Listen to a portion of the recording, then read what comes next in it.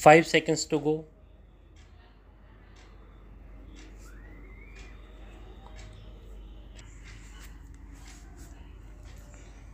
Start. Sir, with regard to the family planning program of the Government of India, it is true that our government and our country have been perhaps the pioneers in respect of taking advantage of the World Health Organization expertise and assistance in regard to family planning program, and that in the last several years one cannot ignore some of the good sides of the achievements of the family planning program. Sir, I would like to invite the attention of the government to two aspects of the matter. One is that after having got this experience of some years, more than a decade or two, can we not have some kind of a sustained uniform policy with regard to the various projects and programs of family planning, particularly with regard to two things?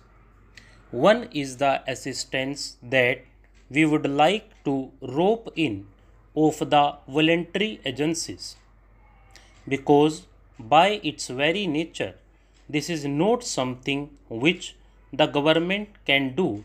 Government can spend money, government can give encouragement, but basically it is a question of educating the people, educating the illiterate, and educating the people in the countryside, and also taking the maximum possible help from the voluntary social institution in which a large number of women organizations are also doing a lot of good work. In this regard, the complaint I hear is that the policy of the government in regard to incentives offered is not quite free from faults. Every now and then, different kinds of incentives are tagged on while attracting more people. Then those incentives are not maintained for a particular period of time, so that certain incentives are withdrawn and certain new incentives are given.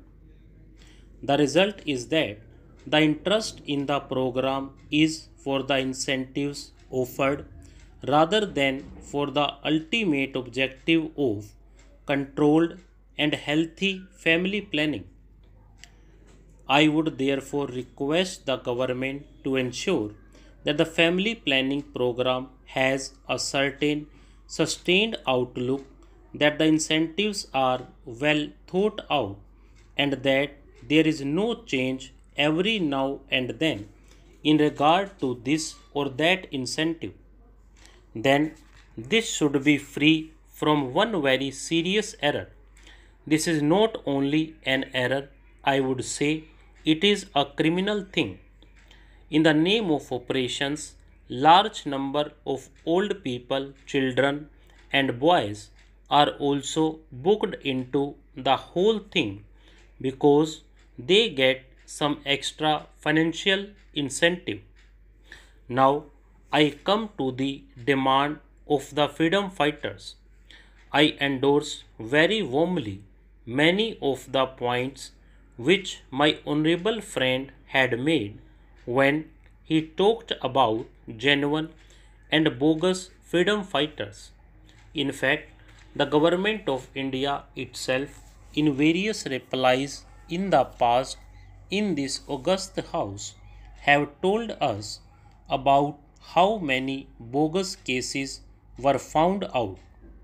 Here we must remember that to some extent we, the elected members of state legislature and parliament, are also responsible for giving false information or false certificates. I am not saying that this or that particular person had done it. But when the government say that in the absence of any proper proof, the certificate of a member of parliament or member of legislative assembly should be attached, surely the member of parliament or member of legislative assembly should be 100% sure of his facts, and he just should not do it by way of obliging any person. It is there where the bogus cases come. I am not only making an appeal through this speech to members of legislative assembly in a state legislature and members of parliament here that we take extraordinary care so that we do not issue certificates liberally or irresponsibly, because otherwise it becomes more difficult for the government. The second point is that some freedom fighters are not yet included in this scheme. I do not know whether the minister has ready information at hand in this regard. There is also the project of old freedom fighters' homes.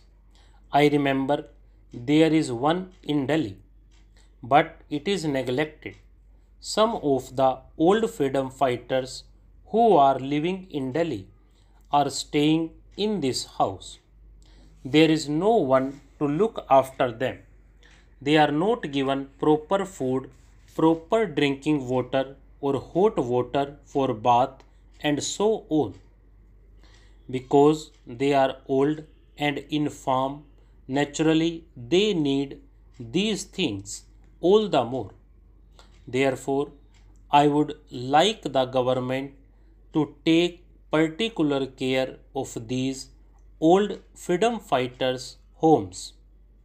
Lastly, although I know that the government of India have paid a lot of money to these freedom fighters, I see from letters received by me not only from Gujarat but from other parts of the country as well, that the papers of freedom fighters are not disposed of, although the applications had been properly sent through the state administrations and more than 2 years have elapsed.